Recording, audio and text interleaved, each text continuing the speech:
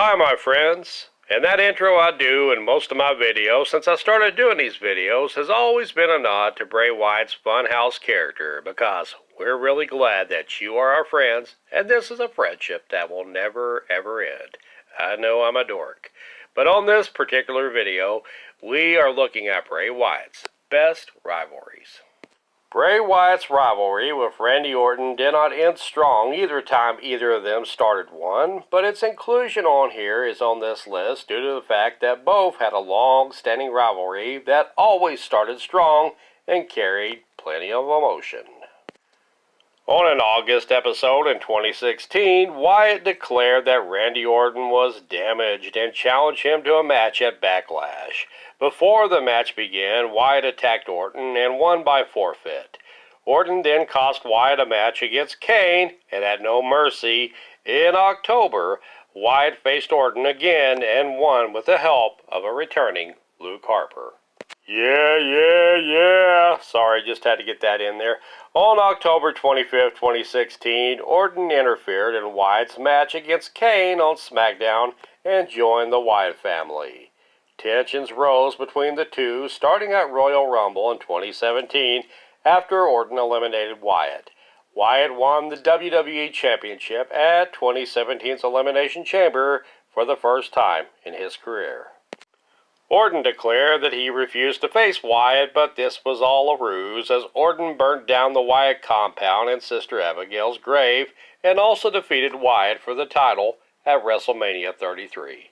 They would battle one more time that year at Payback in a House of Horrors match where Wyatt defeated Orton with the help of Jinder Mahal in a convoluted pre-taped and live match, both in a horror house, make sure you pronounce the in horror, and in the arena.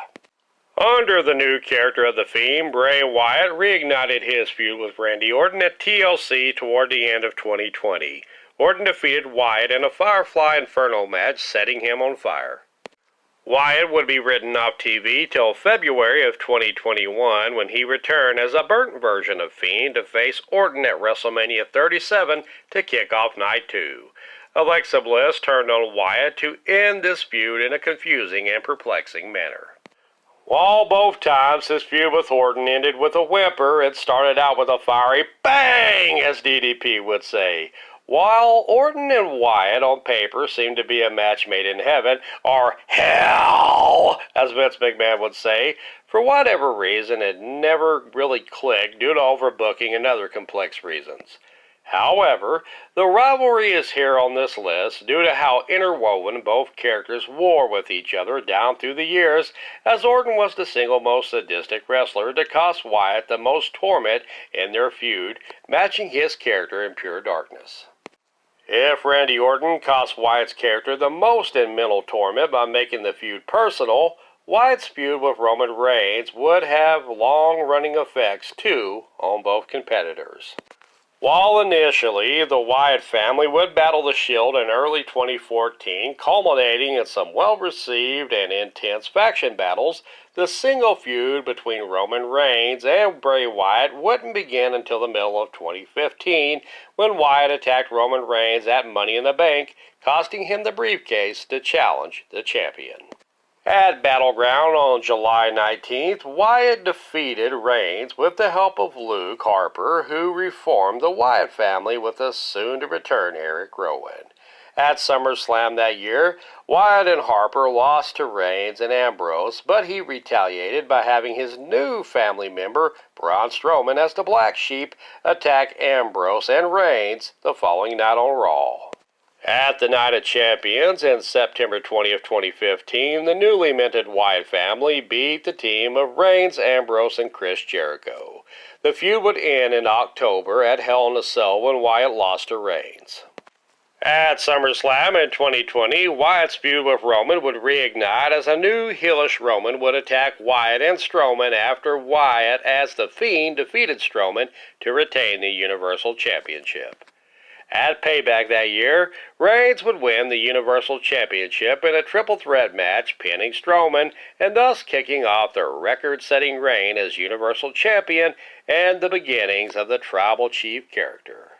The implications of how this feud built up a once stalling anyone but you suffering succotash big dog babyface Reigns character to arguably the greatest heel of this generation as the tribal chief lands this feud on this list. Perhaps no other wrestler has been so intertwined with Bray Wyatt in various incarnations as Bray's next rivalry with Finn Balor. Wyatt began a feud with Finn, resulting in a match between the two at SummerSlam in 2017. Balor won this match with his Demon King character. Wyatt lost to Balor again at No Mercy the following month, then things got really weird. Wyatt began to lose his mind, calling Balor a liar, and begun getting possessed by the spirit of Sister Abigail. Sister Abigail infamously showed up on Raw on the Titantron just in time for the Halloween season as an altered-voiced and heavily make-upped and veiled Wyatt challenged Finn to a match at TLC later in October. Finn accepted as the infamous pumpkin spice-colored version of the Demon. However, Wyatt was unable to perform due to illness, and AJ Styles would battle Balor instead at the pay-per-view. The feud silently ended until Wyatt reignited it, now as The Fiend attacking Finn Balor.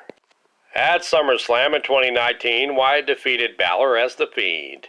Unfortunately, we would never get a Demon versus The Fiend match, but the sheer amount of time these two battled as rivals, with memorable storylines, lands this feud on the list. The second greatest rivalry of Bray Wyatt's career was one of the earlier ones with the babyface Daniel Bryan. Harper and Rowan would lose to CM Punk and Daniel Bryan at SummerSlam in 2013. However, the Wyatt family would defeat Bryan in a handicap match at TLC in December. On the final Raw of 2013, Bryan defeated Harper and Rowan in a gauntlet match so he could face Wyatt.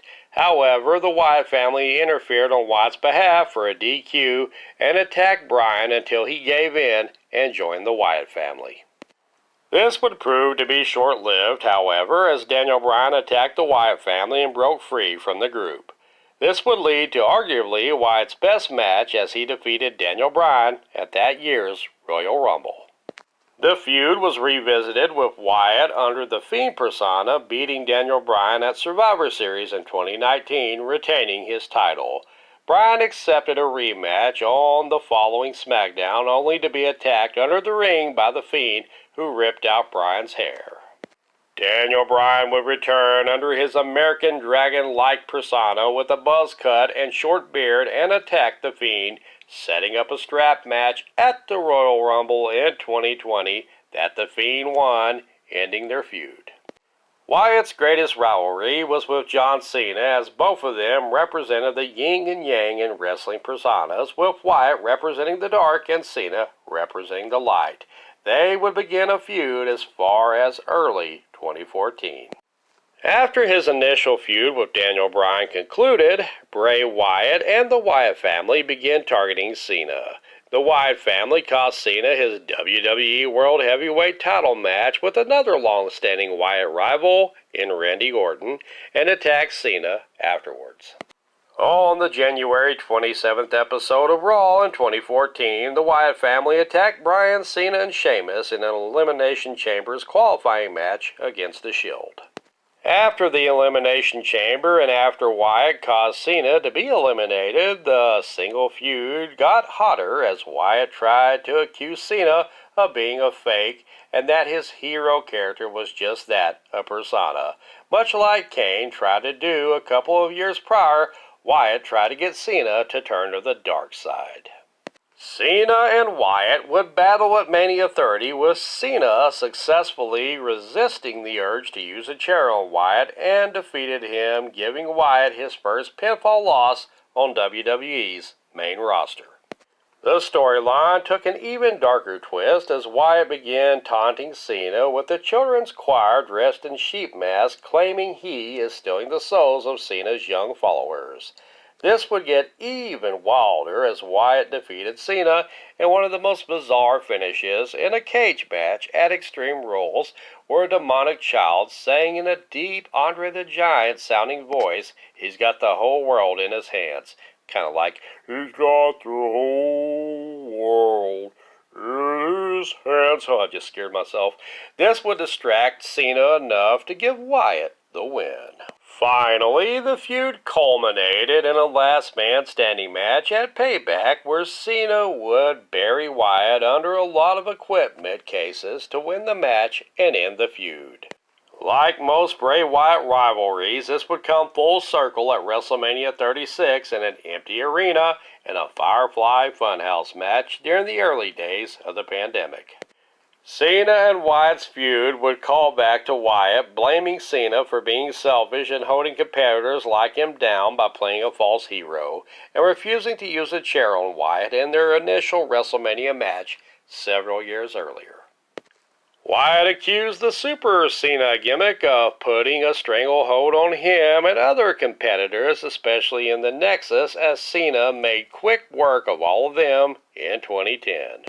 In a wildly entertaining and meta match at WrestleMania 36, we saw an alternate universe where Cena turned heel and led the NWO, as well as Cena's previous personas revisited, as the Ruthless Aggression Cena and the Doctor of Thugonomics also made appearances. Cena would go on to throw punches on Wyatt, only to have Wyatt to turn into Huskus the Pig Boy as a nod to Cena holding down Wyatt and others in the Nexus. Wyatt would beat Cena with the sister Abigail as the Fiend, and Cena disappeared right before our very eyes, proving that we really can't see him. This was hardly a match, but was more of an artistic dramatization and a performance art piece of two wrestlers' careers. While it may have been scoffed at by some traditionalist fans, the match was one of the more entertaining cinematic matches that took center stage in the pandemic era. It only featured a few fists being thrown and a sister Abigail, but it is truly a cinematic meta masterpiece and a look into the creative mind of Bray Wyatt. In a way, Bray was sort of to John Cena like Joker is to Batman in their long-standing rivalry, as the two are a stark contrast in personas, making Cena, for me, Wyatt's best rivalry. Thank you, Bray Wyatt and Wyndham Rotunda, for a wild ride and an entertaining decade plus under the WWE banner, and even prior to that. The Firefly lights will always shine bright for you. Rest in peace, and thanks always.